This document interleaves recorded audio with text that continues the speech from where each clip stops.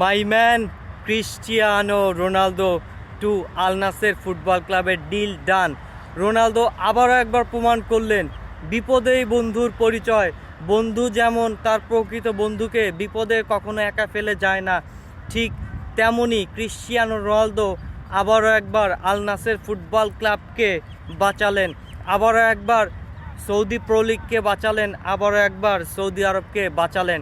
অর্থাৎ সবাই এক প্রকার ধরেই নিয়েছিল যে ক্রিস্টিয়ানো রোনালদো হয়তোবা আল নাসেরের সাথে চুক্তিটা আর বৃদ্ধি করবে না, কিন্তু ক্রিস্টিয়ানো রোনালদো আবারও সৌদি আরবের ফুটবলের পাশে থাকলেন, আবারও আল নাসের ফুটবল ক্লাবের পাশে থাকলেন। রোনালদোর কাছে সুযোগ ছিল চ্যাম্পিয়ন্স লিগে খেলা কোনো দলের হয়ে যুক্ত হয়ে যাওয়ার। রোনালদোর কাছে সুযোগ ছিল যে তার ক্যারিয়ারের শেষ সময়ে এসে ইউরোপে চ্যাম্পিয়ন্স লিগ খেলে, সেটা হোক পোর্তো কিংবা সেটা হোক স্পোর্টিং সিপি কিংবা জার্মানির কোনো ক্লাব, নেদারল্যান্ডের কোনো ক্লাব কিংবা ইংল্যান্ডের কোনো ক্লাবের কাছে খেলারও রোনালদোর একটা সুযোগ ছিল।